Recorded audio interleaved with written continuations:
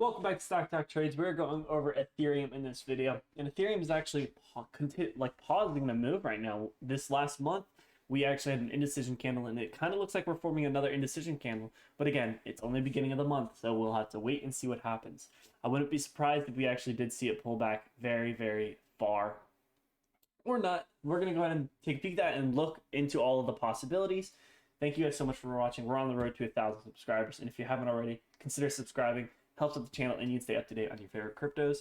If you guys want and are interested, I linked down below alpha day trading morning stock newsletter. Every single morning we give you guys any stocks with news, watch list from a six-figure trader, and the top movers on the day, and yes, previous gainers. It's all for free, so link in bio, alpha newsletter.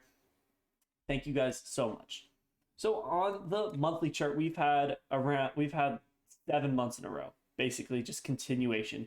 And now we had an indecision candle, which could present a reversal in the trend or a pause in the trend. So since we have both wicks, we really don't know what's going to happen here. We really have to wait and see what this candle does, because if it's very indecision, if we kind of bounce around in between this candle's zone, then we're just consolidating, waiting for this 21 EMA and 50 SMA to actually push up and kind of squeeze out towards that high. If we do hold and respect this Fibonacci level from the swing low to the swing high, we can't expect it to actually continue to pull up.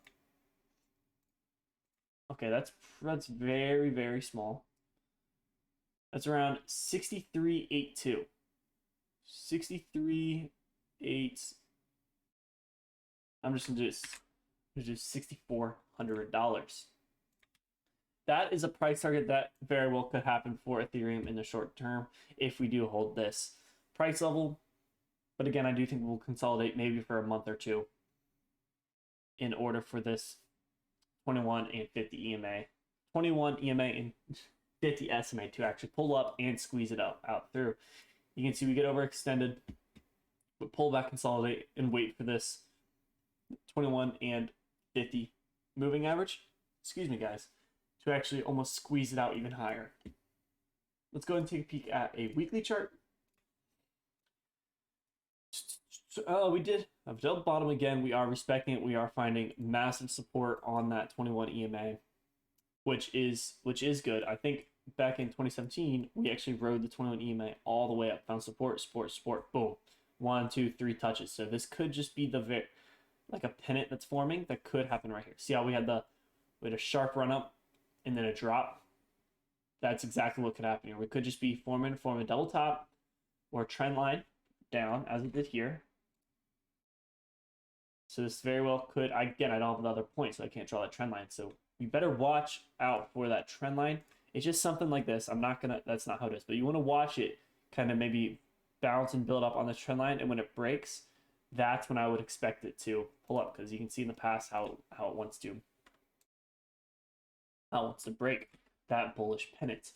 And that could work perfectly with our price target, because you can see how much, and again, it's logarithmic. So we had a run up, pull back, run up.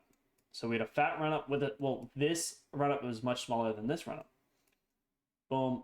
And again, that could very well happen to around that $6,400-$6,500 range. Let's go and take a peek at a daily chart. So at a daily chart, we are actually forming a bearish pennant. So it doesn't look too good for us right here. We do have this downtrend, and we also have this bullish pennant or bearish pennant. So ideally, we want to break this downtrend and continue up. But again, this is an 80-20 setup. Most likely, it's going to break down. So we're going to have to wait and see. We're finding resistance on that 21 EMA. So if we can break that, continue to push up, that would be ideal, but you never know. So always, if you're trading, going long or going short, always have your stop losses tight. So let's say we're going long on this, you wait for the break, and then you have your stop loss below the break or below the previous low.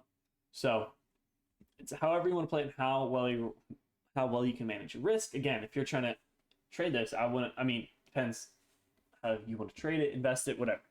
So we're going to go ahead and take a peek at a hourly chart to see where we could potentially see this going.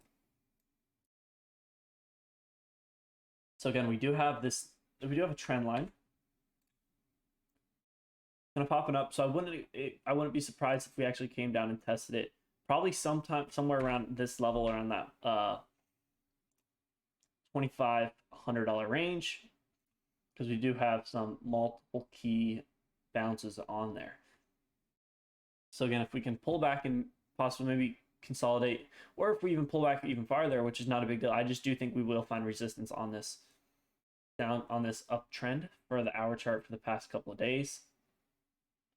But if we do break this, then we do have that support. We do have some smaller support at 2,300 and then 2,200, and then again we'll have to look at farther time frame to see where other support is. And I do believe I already had that support right now.